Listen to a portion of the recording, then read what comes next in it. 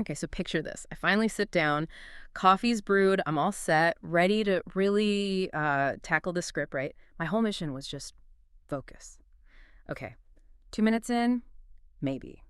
My phone buzzes. And I think, okay, just a quick peek. Famous last words. That quick peek spirals into like scrolling Instagram. Then somehow I'm watching these ancient cat memes. You know the ones.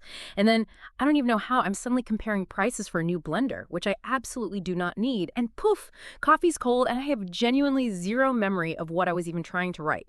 Sound familiar at all? Because that feeling, that kind of fragmented, super distracted state, it's not just you. It's really the core of what we're going to dissect today. This whole deep dive is about understanding the huge impact that modern tech and just constant stimulation are having on our ability to focus, to really concentrate. Yeah, and what's really quite striking, maybe even a bit alarming, is you look at the science, and some findings are suggesting the average human attention span, well, it's now arguably shorter than a goldfish's. Wow. A Now, goldfish? think about that. Just let it sink in. Yeah. And probably right after hearing that, your brain's first impulse is like, maybe I should check my phone.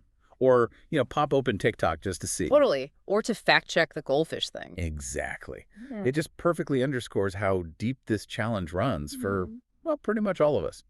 It really does. So, okay, our mission today, it's pretty clear. We're going to try and unpack the actual mechanisms, like what's really going on behind this drop in sustained attention. We'll look at how these algorithms, the ones designed to keep us hooked, are also kind of playing on our cognitive biases.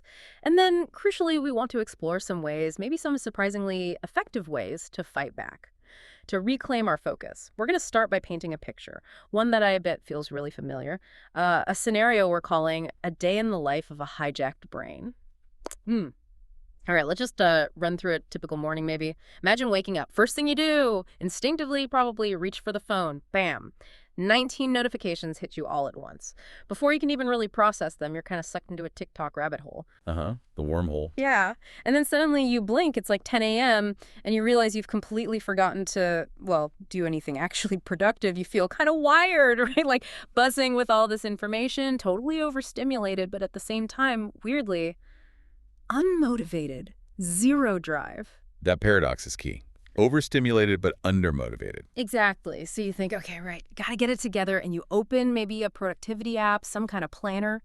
But before you can even type in a task, Instagram calls out. Or maybe Slack pings. Then YouTube waves, hello. Oh, and here comes a YouTube ad. Skippable in 5 seconds.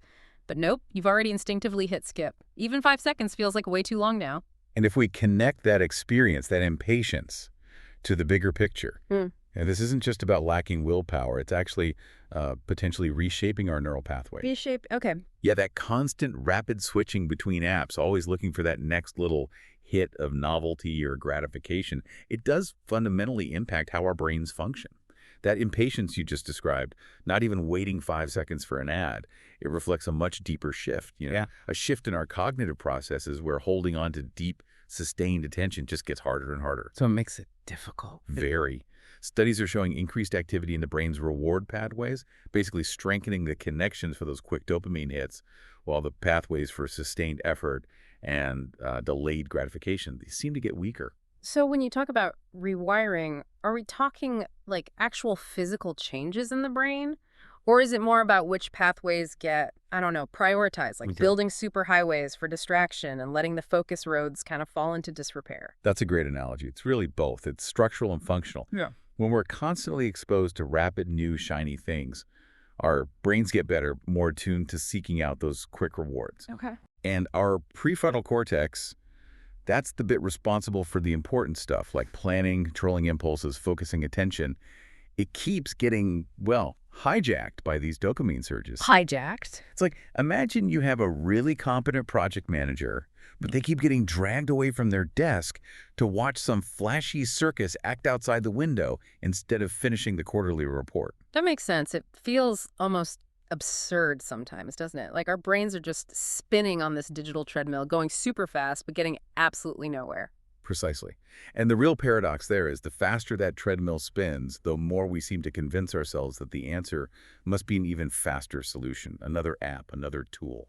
Right. Okay. So let's bring it back to that day in the life scenario we painted. We saw the constant barrage of stuff, the quick app switching, that feeling you mentioned, overstimulated but undermotivated. It's this relentless cycle, right? Where, like you said, even a short YouTube ad feels too long and we skip it instantly. That really reflects that deeper challenge to our focus. Indeed. And it's important to grasp this isn't just about feeling a bit scattered or unproductive on a Tuesday.